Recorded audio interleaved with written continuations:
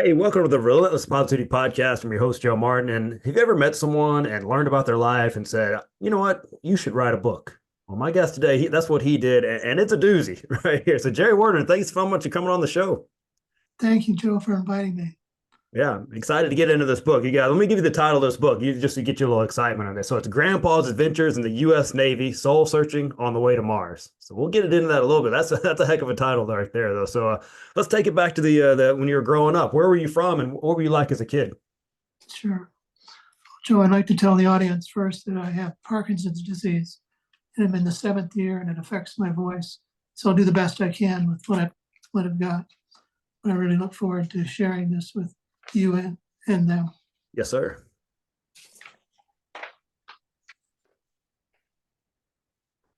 Well, I was born and raised in the flatlands of west central Wisconsin. I was surrounded by dairy farms. My father worked for the railroad. When I was 1 year old, he bought a one-room country schoolhouse on 2 acres. The schoolhouse came with a bell and a tower, a flagpole, two outhouses, and a playground with a set of swings. He kept one outhouse and a swing stand, but got rid of the bell, the tower, and the flagpole. Years later, my two brothers and I expressed disappointment that he didn't keep the school bell, but he knew kids. He knew we'd be ringing the thing, annoying him and the neighbors.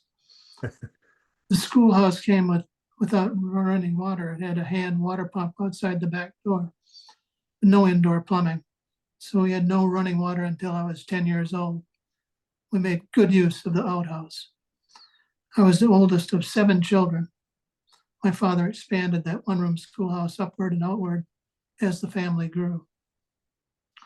By any contemporary standards, we were poor. We didn't know it. Our neighbors didn't have much more than we did. We never went hungry, never went cold. In spite of Wisconsin winters, back in those days, it got down to 40 below zero. Oh, Brr. What inspired me to eventually go into the Navy and pursue the astronaut program.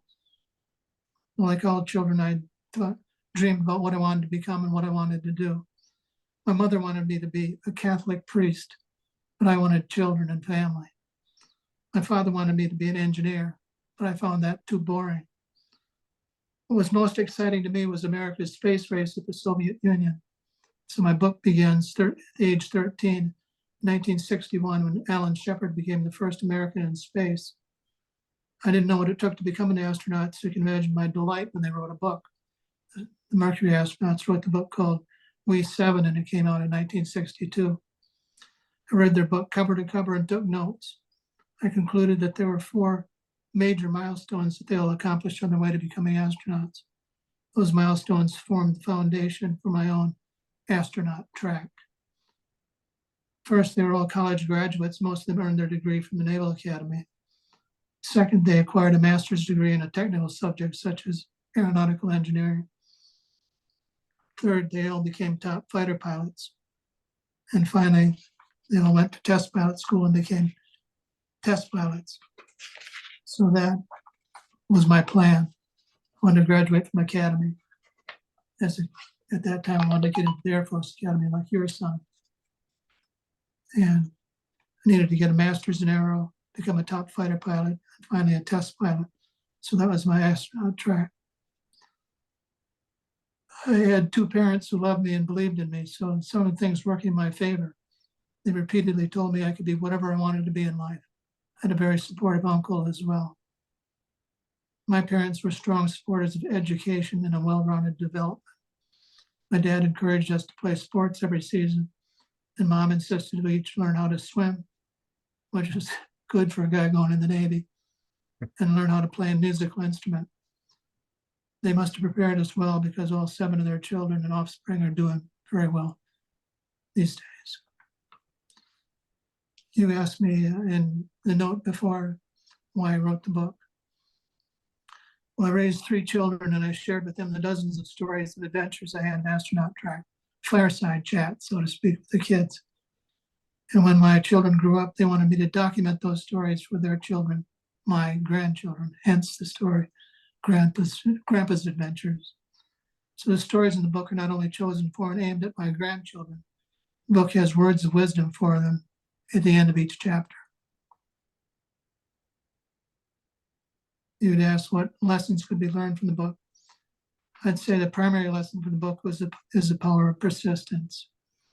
In our society, we pay a lot of attention to those who are the quickest, strongest, smartest, prettiest, and most exciting. But what does it really take to be successful in the long run? I've mentioned the fable of the tortoise and the hare, and it suggests the fastest one is not necessarily the one who's going to complete the race first. No one who has ever really dreamed big wanted to be the best in any field. They never accomplished it by skipping steps from A to Z. They experienced, like I did, missteps, side steps, back steps, and broken steps along the way, which required and requires positivity. Michael Jordan, one of the greatest basketball players of all time, was cut from his high school basketball team while playing in the NBA, broke his foot, but he persisted. Tom Brady, the most celebrated NFL player, was not the starting quarterback for his college team. He wasn't picked in the NFL draft until the last round.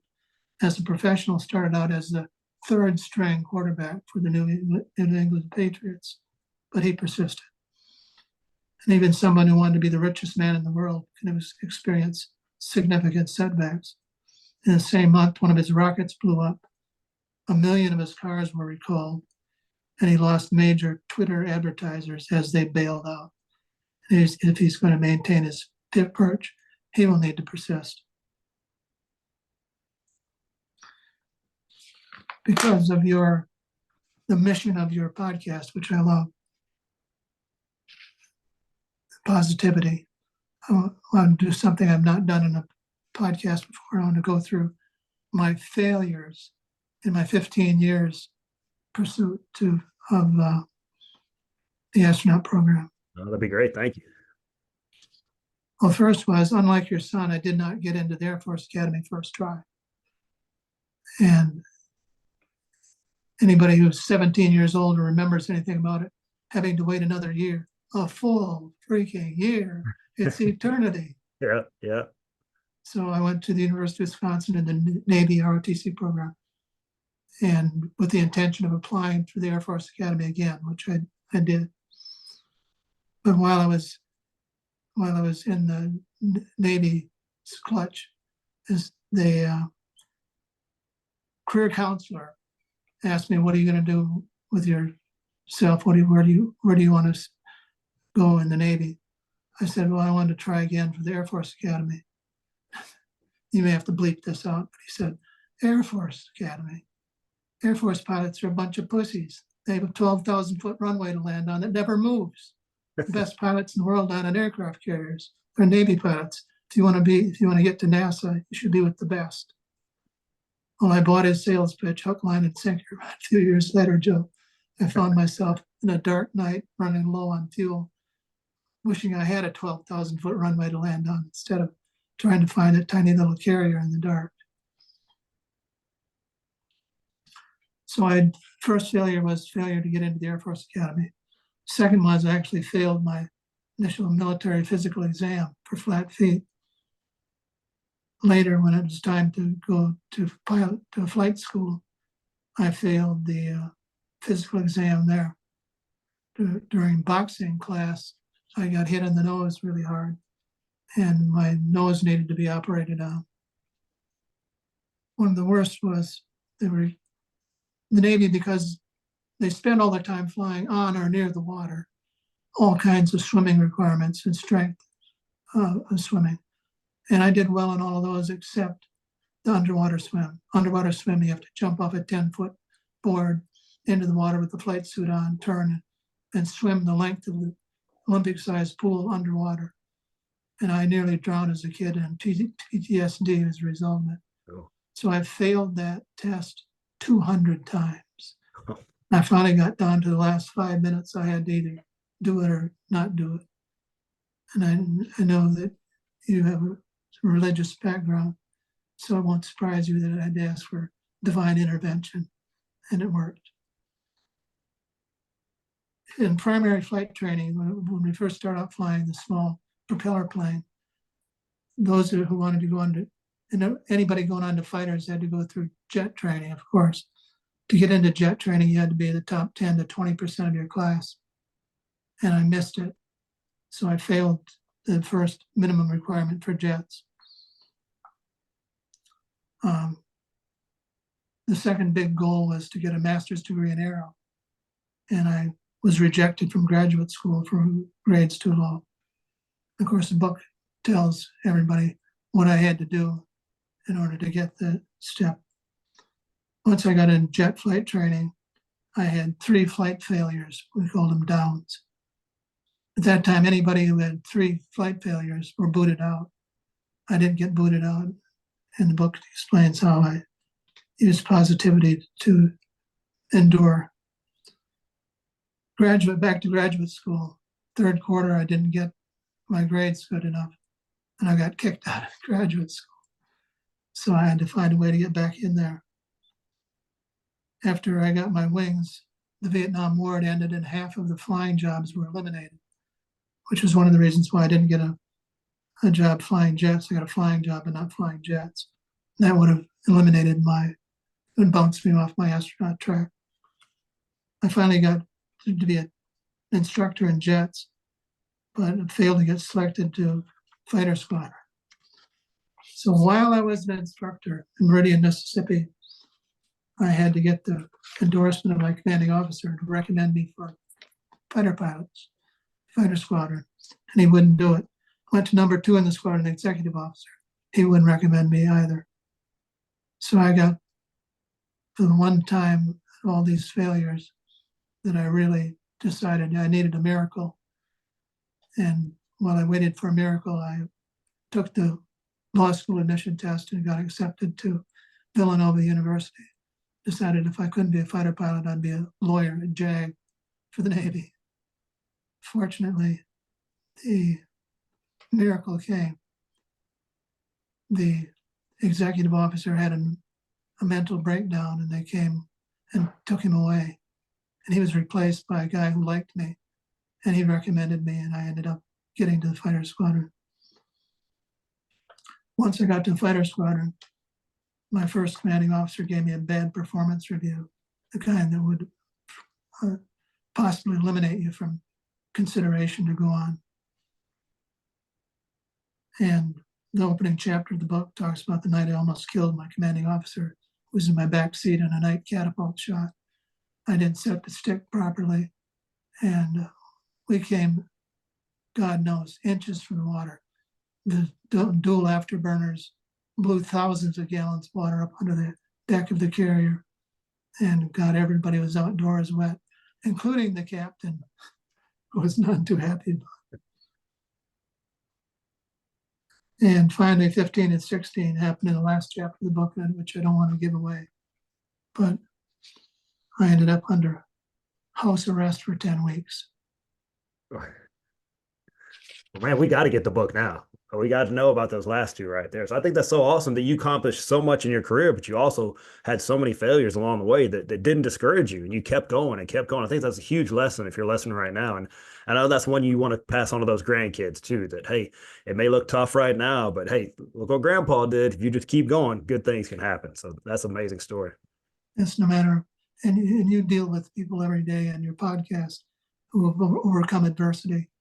And I don't think there's anybody who has been successful in any field who hasn't had setbacks and disappointments along the way, but kept relentless positivity. That's key. That's key right there. So let me ask you this. If you had to look back on all these things, all the accomplishment, all the failures, what would you have done different?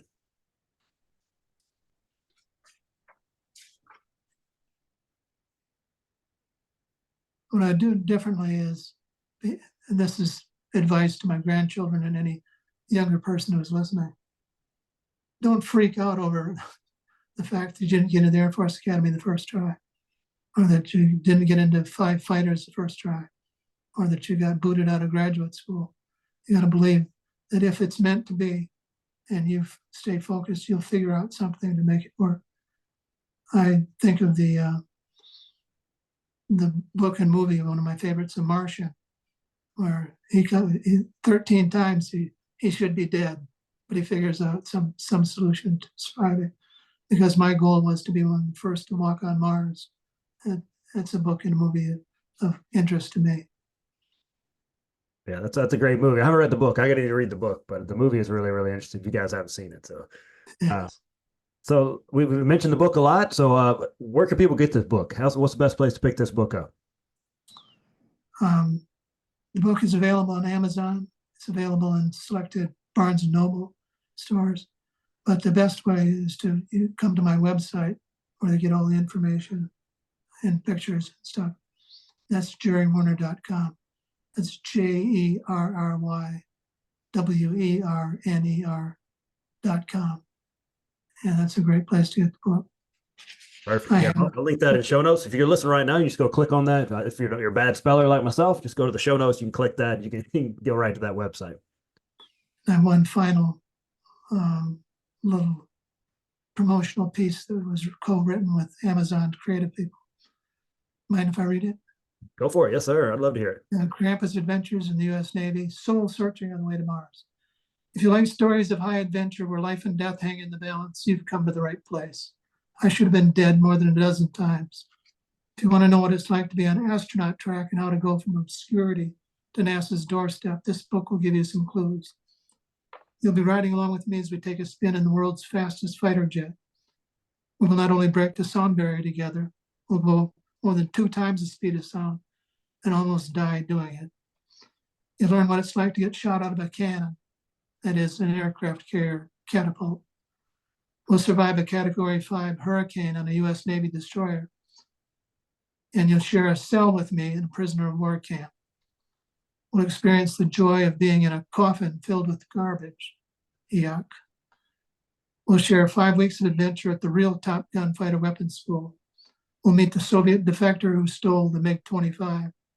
And there'll be some time left over for humor, ghosts, and romance. Man, when does the movie come out? Is what I need to know. That's the next step, right? So Yes. if that hasn't sold you yet, I mean, I don't know what will. That reading right there is amazing. So before I let you go, I got to ask you one more question. You've got all this advice in the book for the grandkids, the people out there. You lived a lot of life. Do you have any kind of parting words for people listening right now? My parting words, same for my grandchildren, for anybody else. If you set lofty goals, keep in mind that persistence and your relentless positivity is really, really key. There were many times when I got down and lost some sleep. And so, as earlier, the advice to young people or to anybody is just stick with it. I've faced some obstacles since publishing the book, and I have to remind myself that this isn't easy, that there will be some setbacks and side steps and broken steps. So that's my advice to anybody listening. Oh, that's perfect advice because we have so many people that give up when adversity hits. And there's magic on the other end of it. You just keep going. Look at yourself, all the things you're able to accomplish, and writing a book is a huge accomplishment. I've written one too, man. It is a process and the publishing and all that. So I know what you're going through. So thank you so much for your time coming on here and sharing these stories. And I'm so glad that your grandkids get to hear these stories. I'm sure they're amazed by them. Thank you so much, Joe. Yes, I sir. appreciate it. Thank you guys for tuning in this week. Please share this episode. People need to hear about this book. It needs to build not only just the action and adventure and all those things in there, but the life lessons in there that can help you out and those perseverance and positivity things that have sprung him forward to an amazing career. Thank you so much for that, Jerry. Thank you for your time. Thank you for what you're doing, and thank you for your service as well. And thank you guys for tuning in. We'll see you guys next week on the Relentless Positivity Podcast.